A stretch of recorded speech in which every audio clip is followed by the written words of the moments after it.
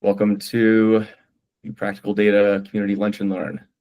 Today we have Jepson Taylor, aka Ben Taylor. I can't call you Jepson, you're too good of a friend of mine. But he's going to be talking about some really cool stuff he's been working on at Veox. And so I won't spoil the fun for you, but if you want to go ahead and kick things off, Jepson, go for it.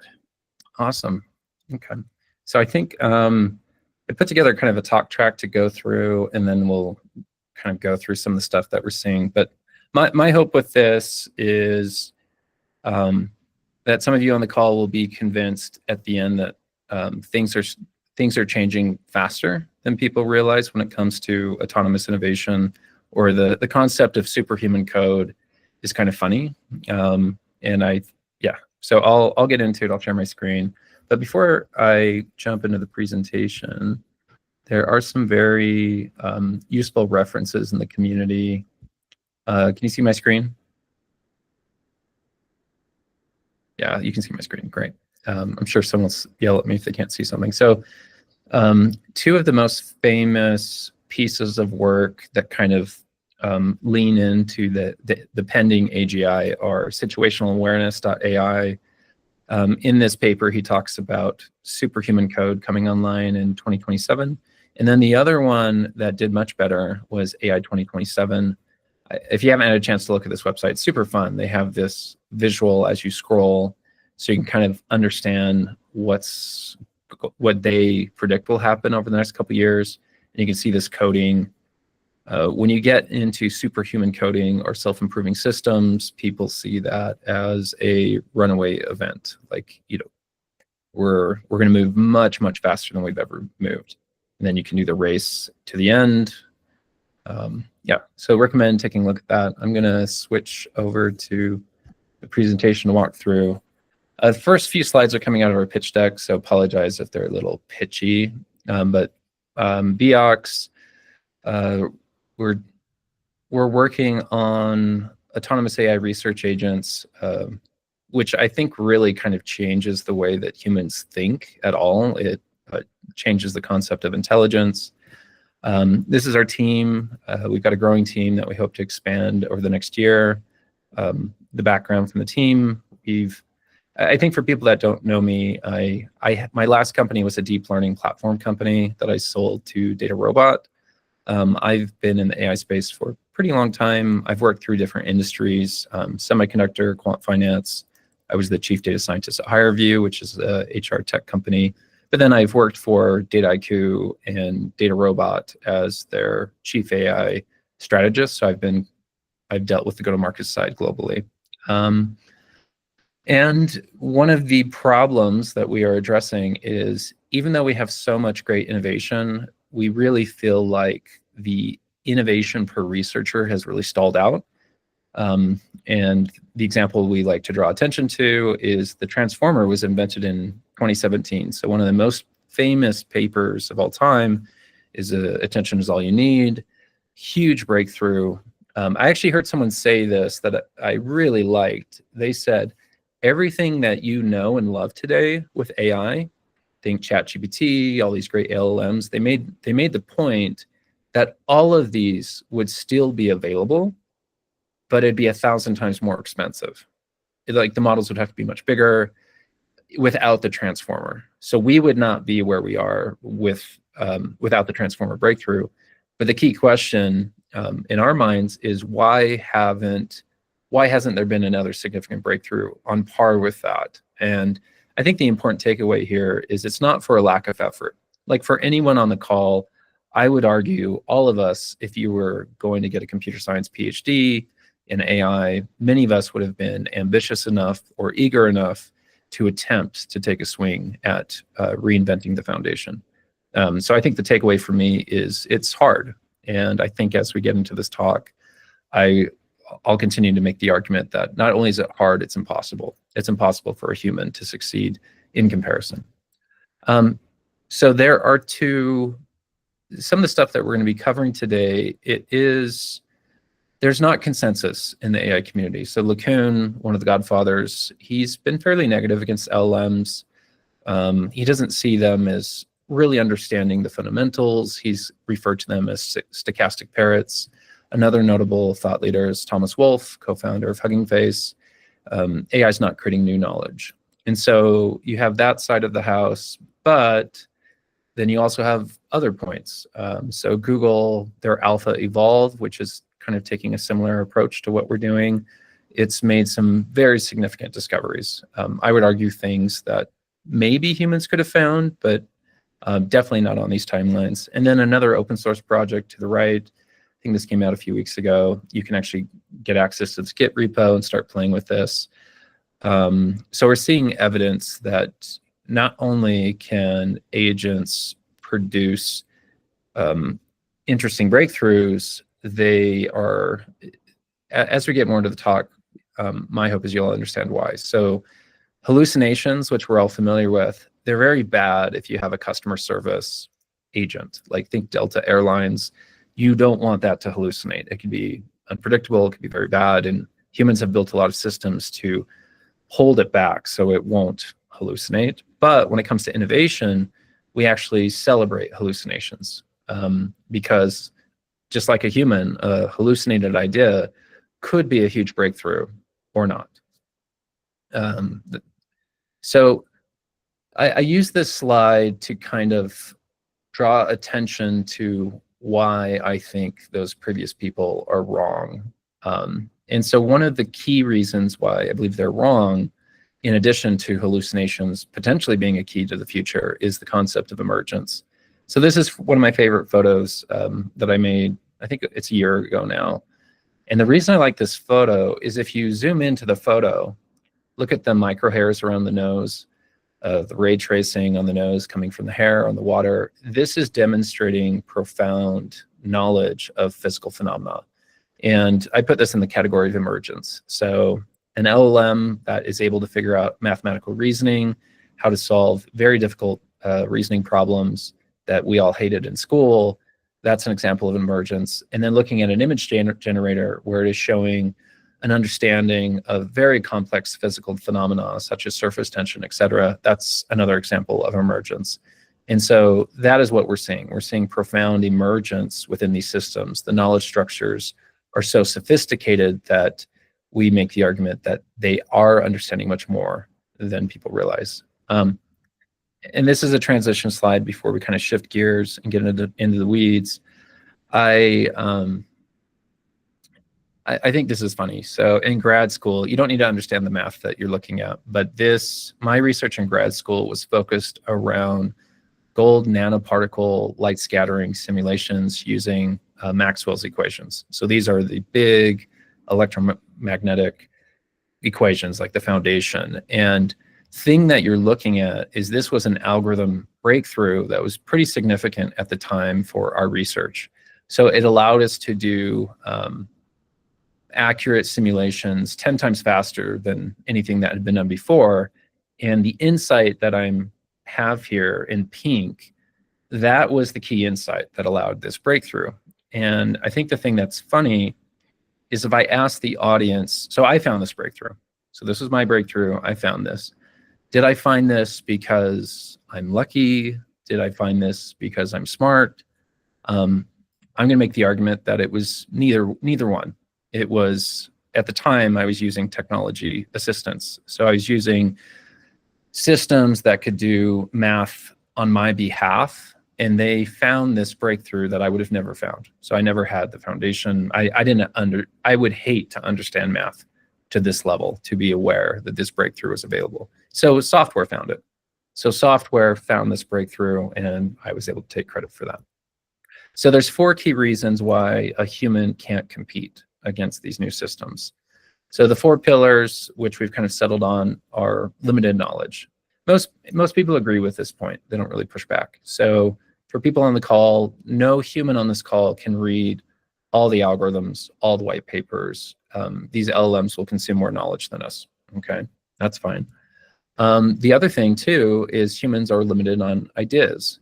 So we see now, so if I tell you that an AI research agent can produce 1 million ideas, is that good? Is it just 1 million ideas of garbage? We see that changing. So it's changed over the last year where not only can it outcompete you with ideas, the ideas are quite good. And another way to think about this is, for humans, we celebrate the polymath. So a human that has been successful through multiple domains, love him or hate him. I think Elon Musk and some of the teams that work with him, they are very innovative for this reason. They have experience in many industries, and that allows a human polymath to see baked problems through a new perspective. So AI is really a polymath beyond what humans are capable of. So it can come up with concepts and ideas that are married across many different disciplines, more so than a human. So limited knowledge, limited ideas, and then time to validate for a human is very slow. So here's an algorithm to the left. This was coming out of Grok 4 Heavy, and this is a competing binary classifier that it believes will be competitive to what humans have done. And so staring at this code, is this good? Is it bad? Is this the next big breakthrough in AI, or is it garbage? We don't know. So for a human, it takes way too long for you to test those ideas. And then this last one is my favorite. So experiential bias limits us. So even if someone on this call told me that, all humans agree they are the #1 algorithms researcher in the world, and there's no human that can compare, and they have all the metrics and things that we would say qualify that, their experiential bias, they are still stuck in a box. And so the way I explain this to people is, a human can't truly have an alien idea. And I don't mean something inspired by sci-fi. I mean an idea outside of your experience. You can have ideas from dreams, from creative thinking. You can have ideas from your experience, but you can't have an idea outside of that experience. And this image here, this is AlphaGo Game 2, Move 37. When this first showed up, they thought it was a mistake, and this ended up being a brilliant move in the game of Go. This was a move that I would say this is an alien move. This is not something that humans, we don't know, right? Like maybe in the next 1,000 years, humans might have thought of a move like this, but I would argue this is an alien move. So here is a key point on our research on why humans can't escape bias. So if we're looking at different algorithms that are being invented, you can look at their encodings, you can look at their similarity, and we could, so the evolution of an algorithm, it starts with an inspiration seed, and then that goes through this algorithm building template, and then that goes through the benchmarking system. So anyone on the call can produce an inspiration seed. So I could say, consider the hunting behavior of sharks that use levee distributions. Someone else could say unicorns. Someone else could say forgotten math. Those are examples of inspiration seeds. But the thing that no one could do, you could come up with an inspiration seed that will show up somewhere on this plot, but it is impossible for a human to create an inspiration seed that is targeted. So for example, that pink X, no human can produce an algorithm there, but AI can. And that is where not only can AI escape our own experiential bias, it can escape its experiential bias, because it's calculating inspiration seeds in new voids or new deserts that it can explore. And if you think about inspiration seeds, if the cost to invent a new algorithm has been free falling from thousands of dollars to hundreds of dollars, I like to tell people you can actually just assume it's free now. So it's free to invent a new algorithm, and because it's so cheap, it's dollars to invent a new algorithm, and it keeps falling. So now you're looking at a search problem. So, and with search, we talk about intensification, diversification. Intensification is pursuing what's worked.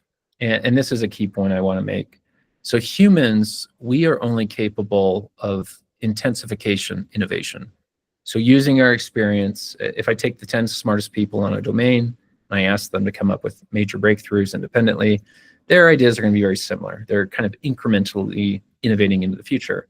AI can do both. So these AI research agents, they can do diversification innovation. So they can come up with alien ideas, but if those ideas are getting traction, they can then divert computation and do what feels more like intensification.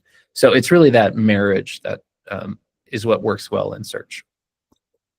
So this was kind of surprising. When we started this company, we really focused on algorithms that, these are three categories that I've made up. So you have different classes of algorithm categories. So truth-based, think of this as being binary classifier, regressor, some time series model, even LLMs, et cetera, LLM replacements. There are benchmarks that we can apply to these new algorithms where no one will disagree. Does that make sense? So think of like an AutoML benchmark. If I'm going to go back for a second. So how do humans qualify new algorithms? So the TAB PFN model, which was significant, there was a Nature paper this year, they qualify that by doing benchmarking. So they take the algorithm, they run it against a series of real world problems, and then they demonstrate that this algorithm has better performance than, say, AutoGluon, XGBoost, CapBoost, pick your favorite algorithm. And so humans, we are already familiar with the way that we will validate new algorithms. So I call these truth-based. They're not really up for debate. There's wide acceptance on the benchmark. Proxy-based is more complicated, and I'll show you some examples of these. So proxy-based, you have to run it through simulators. It's not ground truth, but maybe it's a finger in the wind estimate. And then reality-based, you actually have to go do experimentation. So starting with a truth-based, so here's an example of optimizers. This is where we started. This axis on the right, in black, these are human algorithms that have been invented. So these are stochastic optimizers, and they're being benchmarked on many different cost functions. So Cuckoo Search was a favorite of mine. Genetic algorithms is GA, Firefly, differential evolution. And I like to draw attention to this one.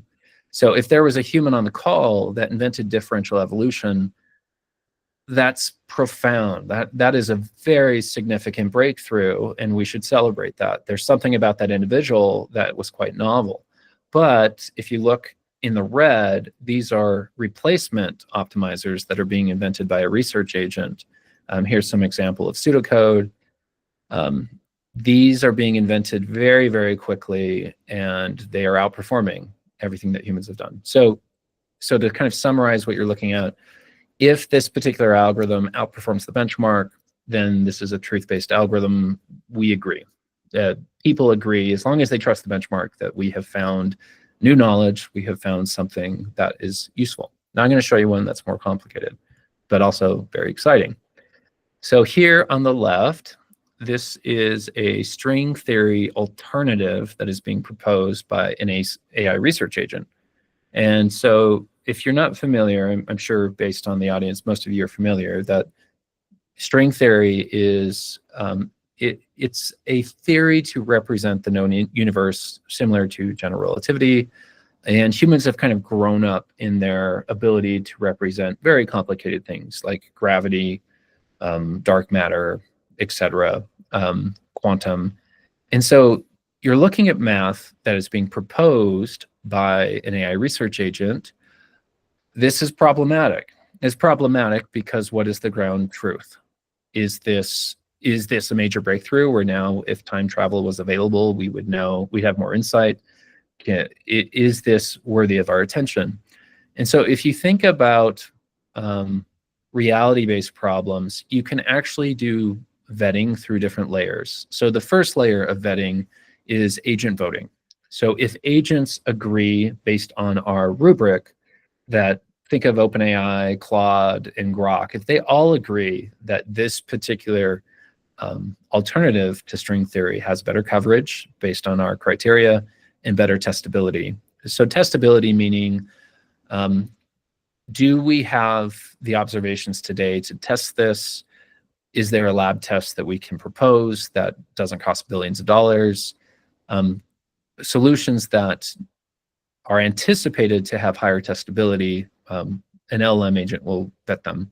The second stage for problems like this are building. So let's say we go through thousands of these equations and we come up with something where the agents are voting that this potentially is worthy of our attention.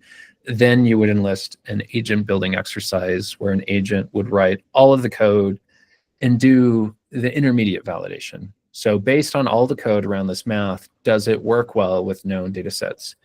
And then finally, reality. Like even if we are very excited about a string theory alternative and an agent has built a very compelling set of benchmarks with real code, real math, real data sets, think of like the Higgs particle, et cetera, that is still not enough. We then have to move over to reality. There's another problem that is also in this category as well. So think of the synthetic mind, so Jarvis. So for people that are listening, if I want to create you, literally you, where it's indistinguishable, I can't do that with a single LLM. So even if I have an LLM that reads all your social posts, all your conversations, everything about you, that is still a terrible approximation of who you are. Humans are much more complicated. And so here's an example where, just like we can use algorithms to represent classifiers, we can also use, an algorithm can be many things. It can be math. It can also be these evolving, complicated agent designs that would approximate a human. The same issue still applies, is even if we come up with a much more sophisticated design for a synthetic human, you then need an agent to build it all. And then you need reality and some type of external assessment that would then take this system kind of through the ringer. Any questions so far? I'm sure next I'm going to go into lessons learned, and then I'll stop. We'll kind of walk you through our system. Any questions so far about? I do have a question. Okay. If you allow me. So it seems to me that the emphasis here is how much you rely on the agent's validation. But shouldn't we start with that first? How can you assure that what the agent validates is actually correct? And that is a topic of research right now. So if you put the emphasis on that validation that they can provide by jury or not, you still rely on their answer. So how do you validate that to begin with? Yeah, that's a great question. With a lot of these more exotic algorithm classes, that is where the real breakthrough is going to come. It's the prompting and the validation systems that the human designs. So to your point, if I said that this is a synthetic human, there's so many problems with that. The way that we're doing the benchmarking, and so I think that is something that we really focus on within the company, is designing. We have a concept of a test harness, and then we have that test harness determines the benchmarking. But for some of these things that are kind of gray, like physics alternatives and theory of mind, I think I'm kind of rambling, but I think the last point I'll say is ultimately it's about what are the outcomes that the human measures. I like to say humans are shifting gears. We should move away from prompt engineering. It's all about goal engineering. So back to your point, what is the goal for these systems that are being designed, and how would you measure success?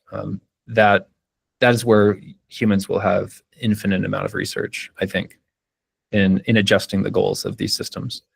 But the other way to think of it is, before you needed the human to be the hero, the cog in the hero's journey, but now you kind of need the human to determine what is the goal, how do you measure success, and then these systems can begin doing work. And I'll go through the next couple slides. I'll walk people through the system, and then we'll spend the rest of the time doing Q&A. And some of these, this is kind of an evolving field of research. Like a lot of this stuff is being figured out as we go, I think, for many people. Lessons learned. Oh, sorry, you. No, I just wanted to say that that's correct, and it's almost like we know that this should constrain the systems that are being built, so then we have to bake that in, right, as we go. So I guess that would be the conclusion. Yeah. Well, it is. This is just kind of a nerd aside. When you start designing very sophisticated synthetic human systems, really, when the system's designed, then it's all about the initialization. So which agent, which agent engine are you plugging into this? and can you stand it up? And the funny thing about a system like this is if it really is done well, it is synthetic U, it actually has a lot of unpredictable behaviors. Like if the system is well designed, it will get upset. It will get depressed. It will, and I know I'm anthropomorphizing this, but it will have characteristics that we have. And so from an AI safety perspective, some people would see that as being quite concerning, that if a system like this is completely autonomous and it understands its foundation and it also understands how it can learn and change its goals, then it's interesting, but it's also a concern. I want to share lessons learned in this journey. So anyone who's curious or going down a similar path, I want them to benefit from some of the things we have found. The key things I want to make sure I cover: scheduling, algorithmic settings, context windows, inspirations, and data. So scheduling is very problematic. And the reason it's problematic is when you have a generative algorithms company, I think by definition, you have an infinite appetite for compute. So if someone called me and said, hey, congratulations, we can give you $1 trillion in compute, we know exactly what we would spend that on. Or if it was even bigger, so it's an infinite demand for compute, but you don't have infinite resources. And so our scheduler has to take a lot of things into account. So what you're looking at on this plot is, in the case of binary classifier benchmarking, this shows you runtime and problem difficulty. And so from a scheduling perspective, if I have a new algorithm showing up in the system, go back to that slide that I just showed you. Is this a huge breakthrough or is it garbage? And so the scheduler has urgency for a new algorithm coming online to hurry and benchmark it, but it wants to benchmark it on a very challenging problem that runs relatively quickly. And so we have to have this concept of test prioritization. But at the same time, if an algorithm is garbage, and we know that after a few tests, we also want to deprioritize that scheduling. And so this comes with this concept of coverage. So here you can see our generative algorithms, how they're being benchmarked.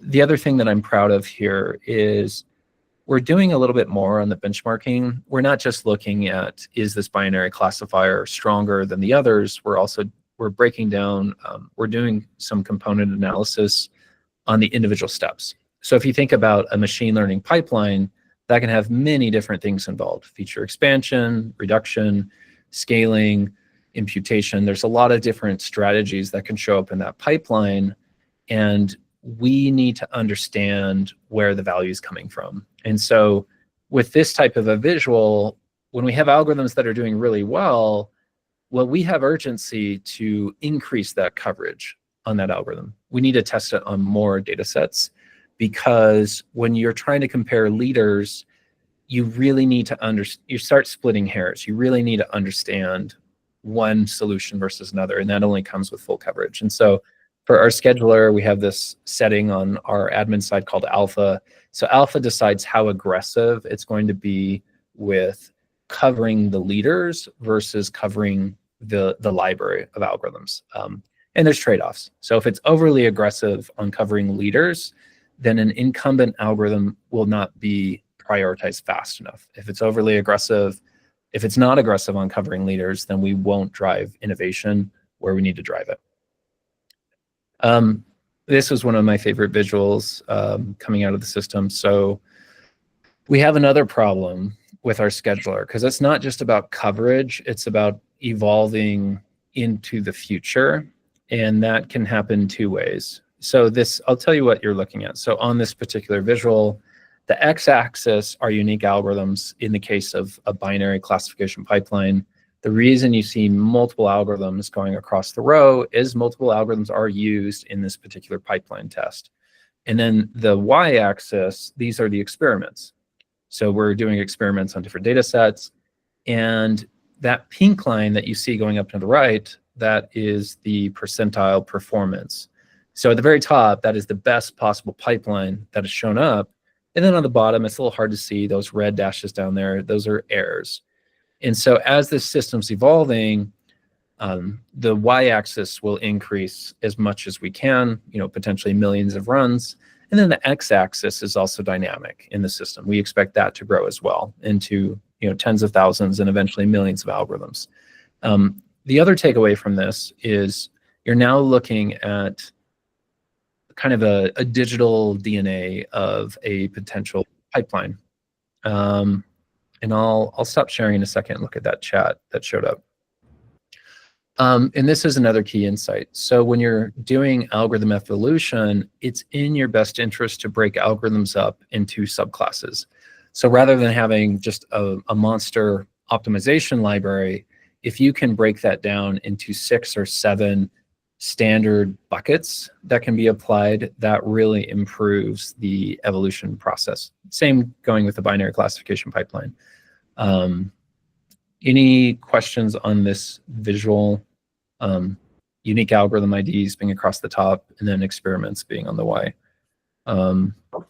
Yeah, so I don't, maybe I'm not interpreting the visual properly, but I do want to ask it on this related note, given experiments and algorithms.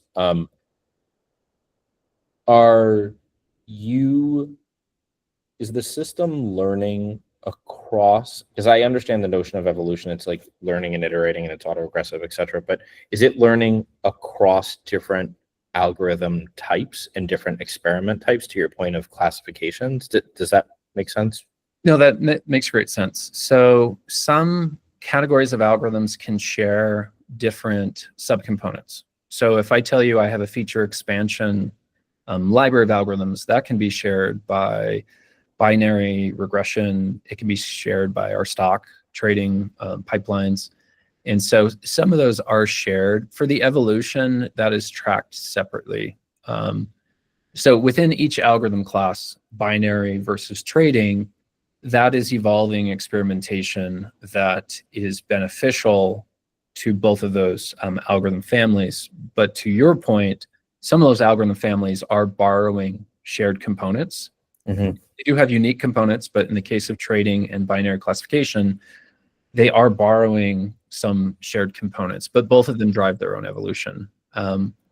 So the types of algorithms that are being driven forward, think of like the components, like a feature expansion method, they will end up driving different types of feature expansion evolutions within the same algorithm category. So if a stock trading evolution invents a new feature expansion library, that can get picked up by the binary classification, but it may not. So every algorithm category drives its own innovation, but some of these can be shared. So that's a great question. There are definitely components.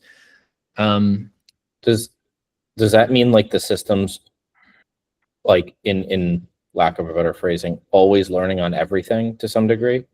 Yeah. So the system's always learning on everything. There is, I mean, not everything, but yeah. Well, there is still a gap. And so the gap is we have breakthroughs in regressors that obviously have interesting math that a binary classification method could benefit. And right now, those insights are not shared directly. They would have to be shared manually. So, and this is something that we dealt with initially. We tried to really focus on the solver component within an optimizer, the fit method within binary. And the hope was we could develop fit methods that would then be used by multiple systems, just like random XGBoost has a classifier and a regressor. We wanted to take advantage of that. But right now, those libraries are managed independently. But over the next 12 months, this is something that will show up in our research, is as we're evolving and inventing new algorithms, we have a lot of flexibility on what context is thrown into that window. So if we wanted to involve a new breakthrough in binary classification, it is fairly minor for us to use top regressors from the leaderboard and top binary from the leaderboard to inspire that next algorithm breakthrough. But the agents themselves, they'll select those breakthroughs, whether you, okay, all right. And then, sorry, a related question to that. just because I know it's somewhat topical in today's timeline. How do you think about memory? So memory, so the way that we think about memory is it's all managed in our database. So as we have algorithms that are getting traction and they're finding more breakthroughs, when it's time for an agent to invent a new algorithm, it can just query from the database. So think of the executive summary of what's working is always present based on the database calls, because this type of a system will quickly, like, as we get into high volumes with algorithms and breakthroughs, that is, you're out of context window. Like you don't have room to consider the full history. And so the way we think about memory is it's just selective from the system. So it's actively querying the database to see what are the top performers, but at the same time, it also wants to include some of the low performers as well. And actually, this reminds me of an issue. So an issue that we found early on is some of the innovation, even though we're so excited about some of these new algorithms, we found that the research agents can kind of get stuck on concepts. So a lot of the algorithms that are being invented have quantum inspiration, or they have biological inspiration. And we don't want an LLM that is just stuck in one mode. We really need to work on the diversity of inspiration seeds. So that's another thing that we think a lot about, or inspiration seed diversity within the system. But yeah, I think the final point there is all memory is managed in a database. So that's how we keep state. Well, thanks. Oh, yeah. So the scheduler also has to be aware of, it has a trade-off between evolution and coverage. So coverage is just, what are all the possible combinations that we haven't tried yet? There's an infinite number, but we need to be smart about how we're trying different elements and combinations. So we see coverage and evolution as being different. So coverage is making sure that we have good coverage on the diversity of our pipelines. And then evolution, this is where we are really trying to break the ceiling, meaning we are trying to build the best possible pipeline of subcomponents that will destroy the new benchmark. And we kind of need both. Because if you're just chasing evolution, you're going to miss out on some of the interesting combinations. Obviously, evolution does introduce mutations, but we kind of take this dual approach. So our scheduler, it alternates between attempting to come up with the next big breakthrough in that category versus smart coverage on the system. Yeah, so evolution is where things get really exciting. So I think the analogy that I share with people is this visual that you see, this is generated just by, you're trying different random combinations. There's actually no intelligence that's being applied to this visual. Think of it as fishing. So if you fish, eventually you'll catch something. Eventually you'll get lucky. You'll have some random combination that shows up and it gets your attention, but that is very inefficient. So with evolution, you are running into the future. You are adaptively, intelligently trying different experiments based on what's working from the past. And this works really well. So a lot of the evolutionary, I think to kind of cover the basis here, when you think about evolution, there's a few things you think about. So one of them is the algorithm stillborn rate. So you have to have certain rules when you're evolving these pipelines to make sure that the offspring are valid. You know, I don't want to have an offspring that just doesn't run because I put the model in the wrong place or I used different subcomponents. And so you want to have rules that guarantee that you don't have a high stillborn rate. And then the other thing is with evolution, the processes just work really well. So roulette selection, mutation, taking leaders that are working well and having them mate and produce offspring that share similar characteristics. It's a great way to push forward. So we see a very different rate of progress bringing evolution into the picture. But if you look at AlphaGo and these other systems, they all reference evolution. So they're all using similar techniques.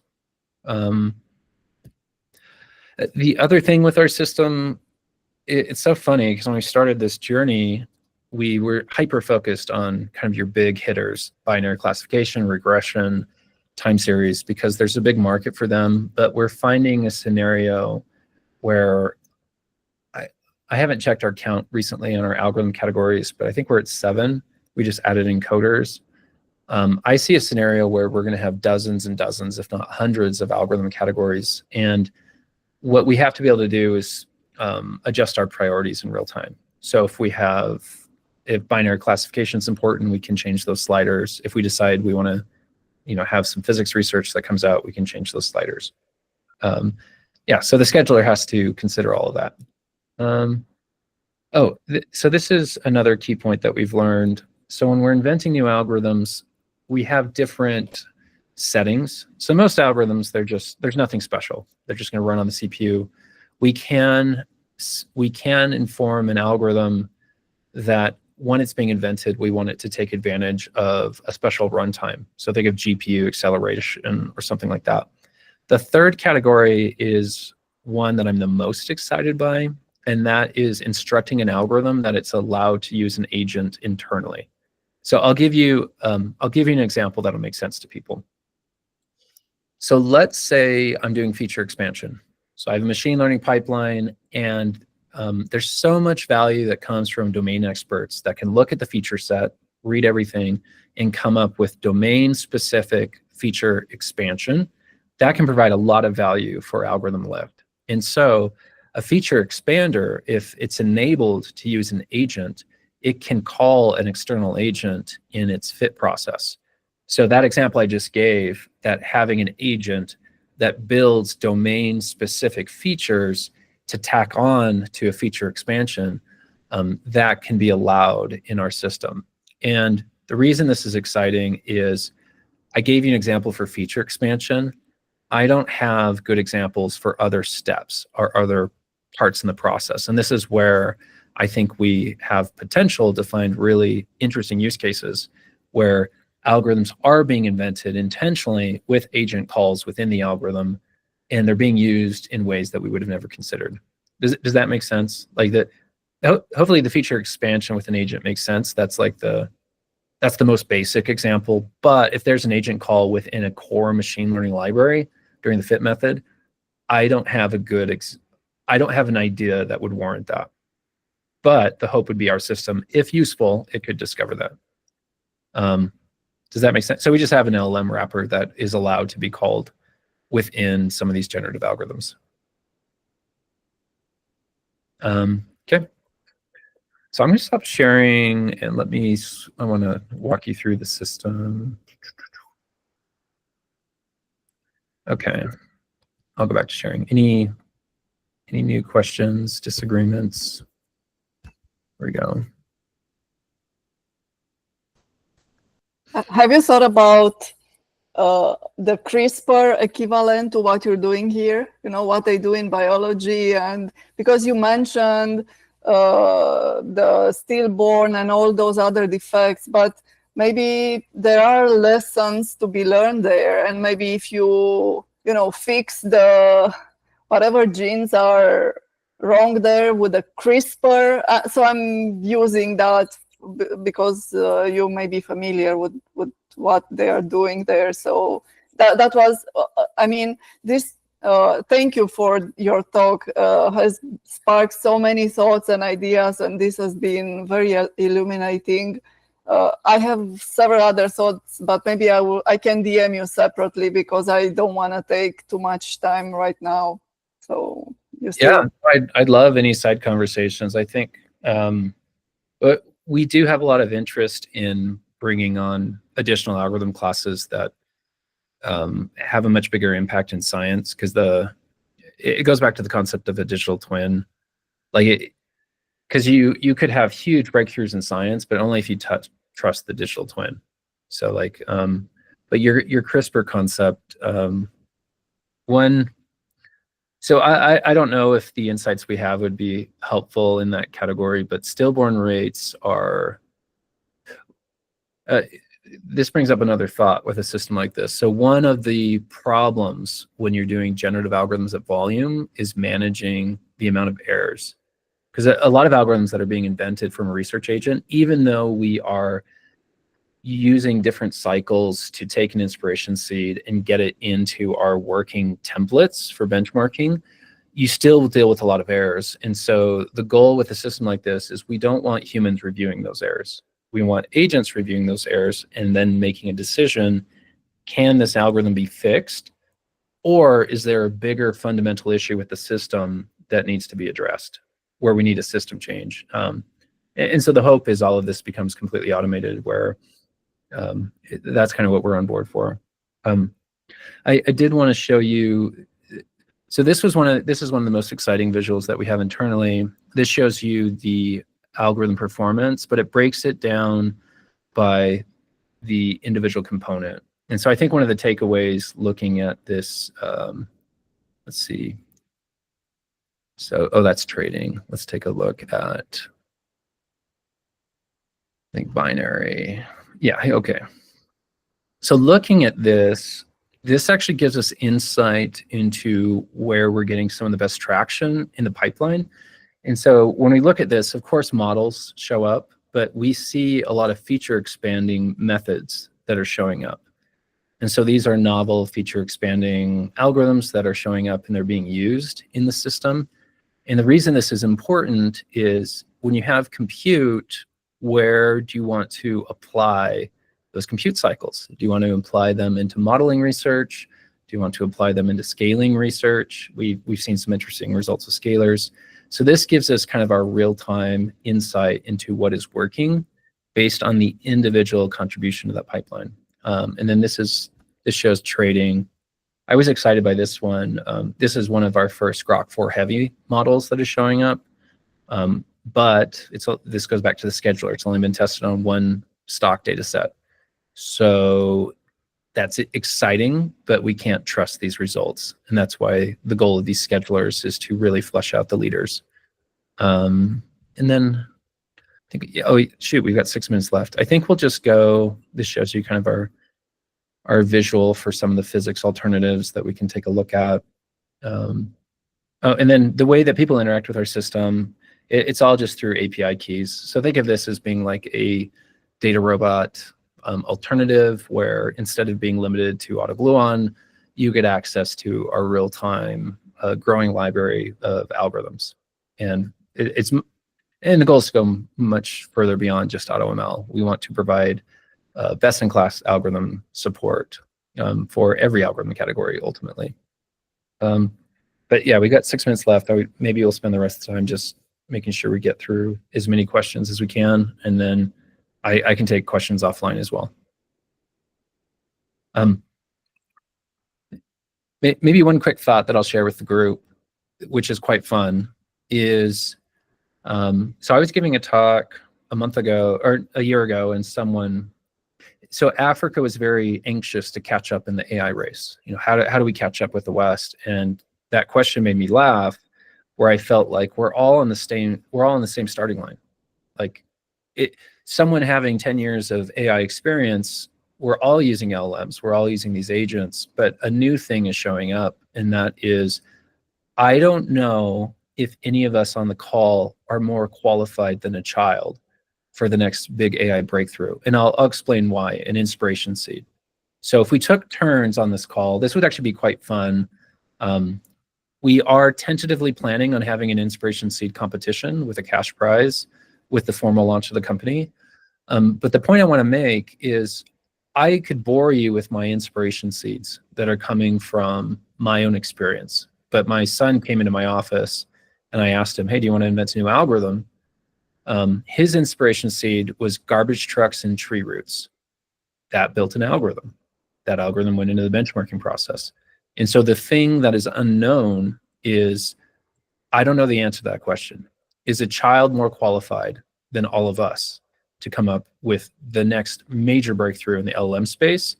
It's the inspiration seed that matters. That inspiration seed is the key to the future. Growing that into an algorithm and hammering that through a benchmarking cloud, that's all been taken care of. But the new idea is that'll be really interesting to see this year.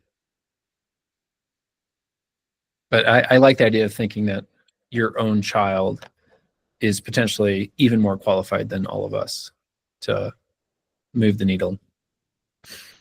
But yeah, I think for people on the call, you see this is really just a race to the end. Like it's a volume thing. How many inspiration seeds can you test? Can you be smart about how you're testing them? And then can you be smart about the evolution?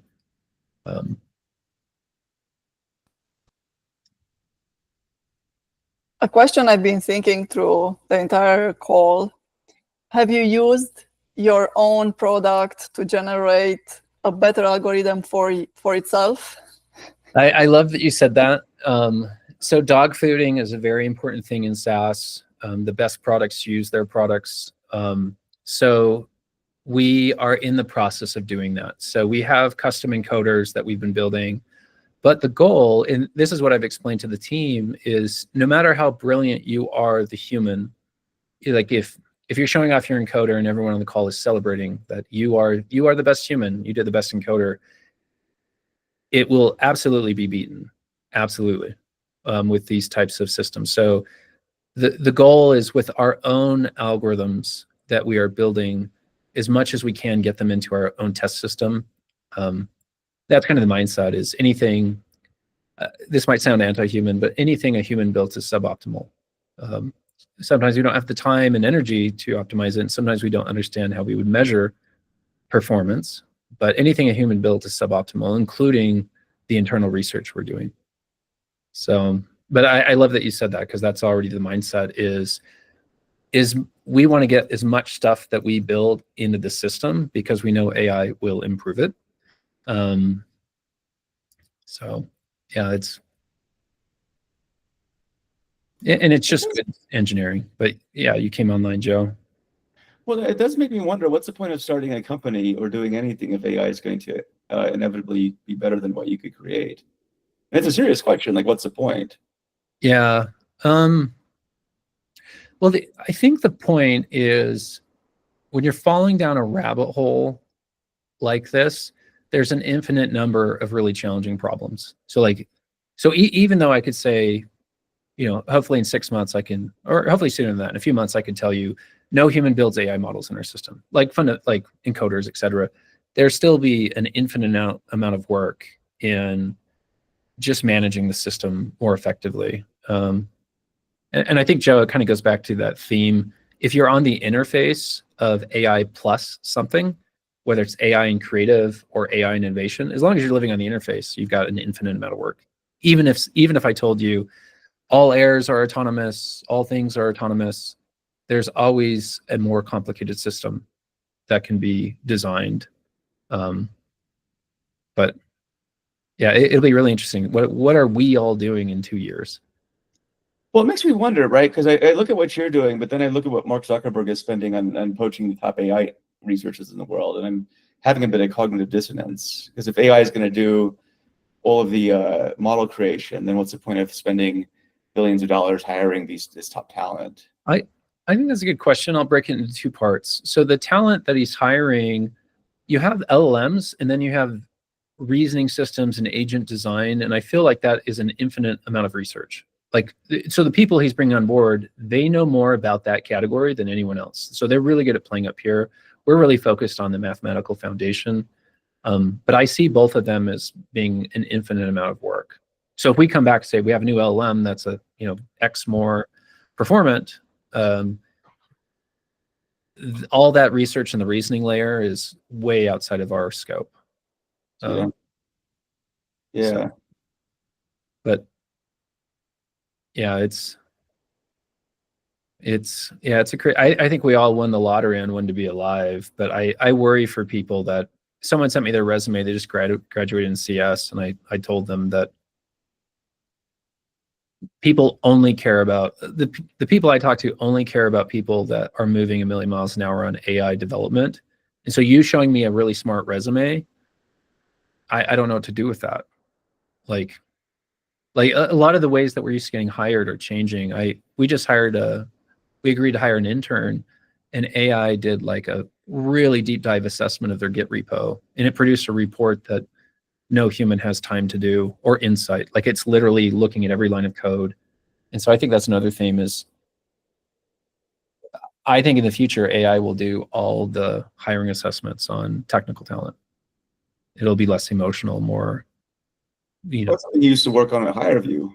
Right? At HireVue, we worked on interviews and coming up with assessments. Yeah.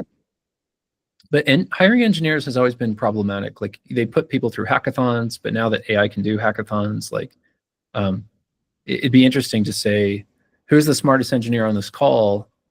Everyone's going to immediately go to an LLM system. And if we come up with like a benchmark, I like the idea of the village idiot being the new savant, village idiot plus AI. So like we used to really like where we sat from a technical perspective, but ultimately it's all coming down to human plus AI, and AI assessing the novelty, the value of the output. But yeah, I'm having so much fun with these AI platforms for code.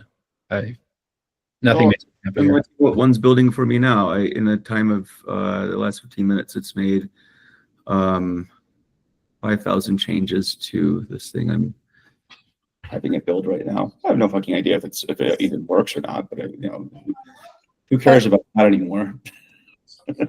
Jepson, to your point, the AI evaluates the technical part of a professional, but we are more than just technical, right? I mean, if you still have to deal with other humans, so if you're just staying in your own box, and then sure, but yeah.